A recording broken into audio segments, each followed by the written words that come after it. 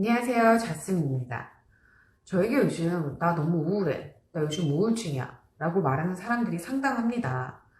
과거에는 친한 사람들, 그 중에서도 여성분들만 저에게 이런 얘기를 했는데요. 요즘은 나이와 성별 관계없이 주변에 우울하다는 사람 투성입니다. 물론 일명 코로나 블루, 2020년 발생한 코로나 바이러스에 대한 두려움과 제약적인 사회활동, 그리고 경제적 피해 외 이 코로나로 인하여 생긴 우울감의 영향이 굉장히 큰 건 사실입니다. 하지만 코로나가 발생하기 이전 2019년도의 자료만 봐도 국내 우울증 환자는 79만 명을 넘어 15년 대비 5년 만에 32%가 증가했습니다. 아직 2020년 한 해의 정확한 통계가 안 나왔지만 상반기에만 우울증 치료를 받은 사람이 60만 명에 달한 것으로 보아 2020년 작년 한 해 동안의 우울증 환자는 100만 명을 넘어설 것으로 보고 있습니다. 사실 요즘 같은 시대에는 막말로 누구나 어느 정도의 우울증은 있다라고 말할 만큼 많은 사람들이 우울감을 호소하고 있고, 현대사회에서 우울증은 감기 같은 흔한 정신장애 중 하나인데요. 한 조사에 따르면 우울증의 평생 유병률이 대략 16%로 여자는 10에서 25%가, 남자는 5에서 12%가 살면서 한 번은 우울증에 걸린다고 합니다. 다행히도 다른 정신질환에 비해 우울증의 경우 초반에 치료를 받으면 8, 90%는 증상 호전을 기대할 수 있는데, 문제는 내가 우울증인지 아닌지 잘 인지하지 못하고 인지하여도 아직까지 이 우울증을 정신력이 약한, 의지가 약한 사람으로 보는 시선 때문에 많은 사람들이 우울증을 경험하고도 전문적인 도움을 받고 있지 않습니다. 하지만 여러분들, 우울증을 그냥 방치할 경우 단순한 감정, 기분의 문제가 아닌 학업, 업무와 대인관계, 왜 내가 하는 모든 활동과 일상생활, 그리고 신체적 건강에도 악영향을 미치고 심해지면 극단적인 선택으로까지 이어질 수 있는 무서운 질병입니다. 우울증 환자의 약 15% 정도가 실제 자살 시도를 하고 국내 자살자 중 75%가 우울증을 앓고 있는 것으로 나타났습니다.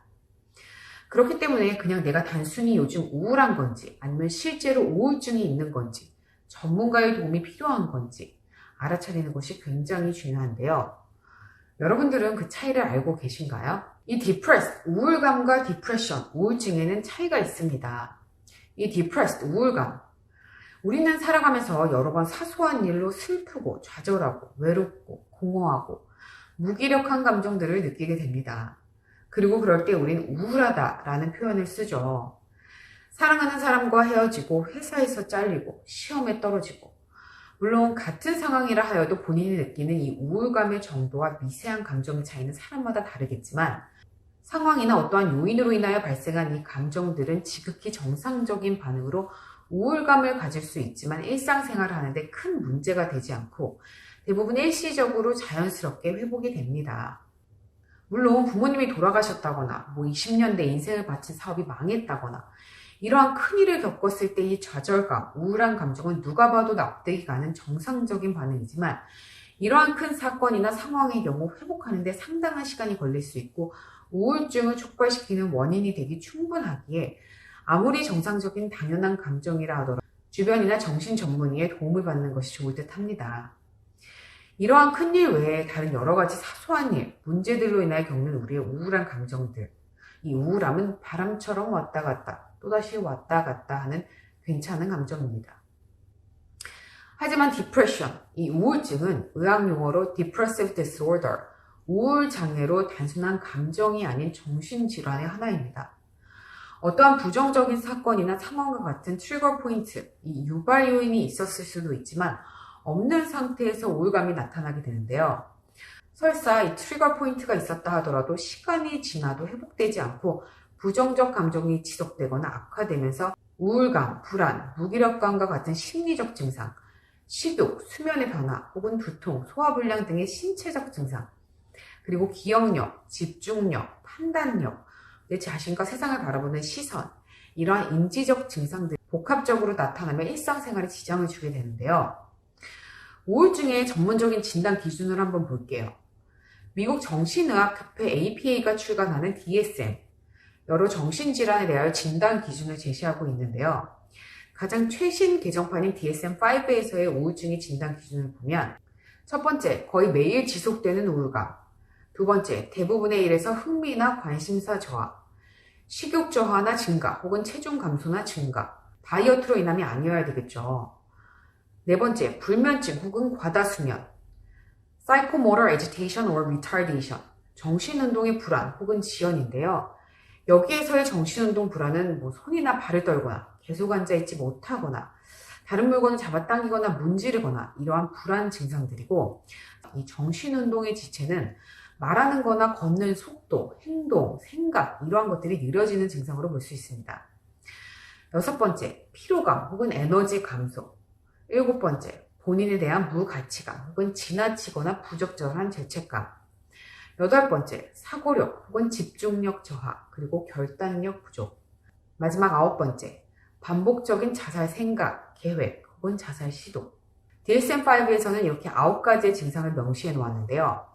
여기에서 핵심 증상은 거의 매일 지속되는 우울감, 그리고 대부분의 관심사나 흥미 저하로 이 둘 중 하나는 반드시 포함이 되어야 하고, 5개 이상의 증상이 2주 이상 지속돼야 DSM-5 기준 우울증으로 진단을 내리게 됩니다. 물론 이러한 증상이 약물이나 다른 물질 섭취로 인한 것이 아니어야 되고, 무슨 말이냐면 마약을 하고 있거나 특정 약을 복용하는 중에 저러한 반응들이 나타난다면 약으로 인한 생리적 변화나 부작용으로 보지 우울증으로 진단 내릴 수 없다는 거죠. 그리고 과거에는 사별 직후에 이러한 증상이 나타난다면 우울증으로 진단 내리지 않았는데, 최근 개정판에서는 사별 자체가 심각한 우울증으로 발전시키는 절대적인 트리거 포인트가 될 수 있기 때문에 앞서 말한 것처럼 사별뿐만 아니라 여러 가지 다른 심각한 상실로 인한 우울 증상이 보인다면 누가 봐도 그 우울감이 정상적인 반응이라 하더라도 우울장애로 진단 내릴 수 있고, 그래서 적극적인 치료를 받으시는 것을 권장합니다.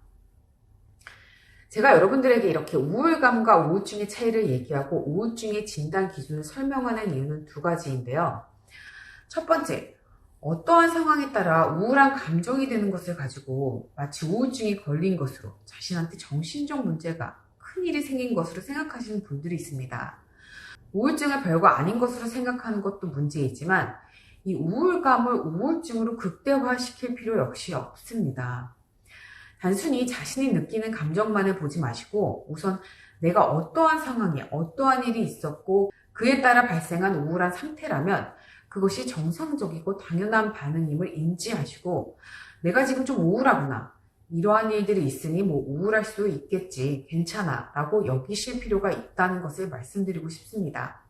두 번째, 하지만 단순히 우울한 감정과 상태가 아닌 다른 여러 증상들이 우울감 혹은 무기력과 함께 나타난다면 꼭 DSM-5 기준에 부합되는 5가지 증상이 나타나지 않았다 하더라도 대수롭지 않게 그냥 우울하다라는 표현을 쓰고 혼자 극복하려 하기보다 우울증으로 발전할 가능성을 자각하시고 최대한 빨리 전문적인 진단과 치료를 받으시길 바랍니다. 그리고 혹시 우울증으로 의심되는 주변 사람이 있다면 마음 강하게 먹어라, 정신 바짝 차려라, 힘내라, 괜찮아질 거다 라는 말들을 좀 삼가하시는 게 좋을 듯 합니다. 이러한 말들은 실질적으로 우울증을 겪고 있는 사람들에게 큰 도움이 되지 않는데요. 오히려 마치 내가 나약해서 내가 문제가 있다고 받아들이고 더 큰 우울감이나 좌절감에 빠질 수 있습니다. 어떠한 위로가 되는 말들을 하기보다 그들의 우울증이 의지와 마음만의 문제가 아닌 누구나 겪을 수 있는 정신질환이고, 치료를 받지 않았을 경우 우울증의 심각성이 있다는 것을 좀 알려주시고 치료를 받을 수 있게 만들어주시는 것이 그들을 진정으로 도울 수 있는 방법입니다. 이번 영상에서 이렇게 우울감과 우울증의 차이에 대해 설명을 했는데요. 다음 영상에서 집에서 간단히 할 수 있는 우울증 자가 진단 테스트를 좀 해볼게요.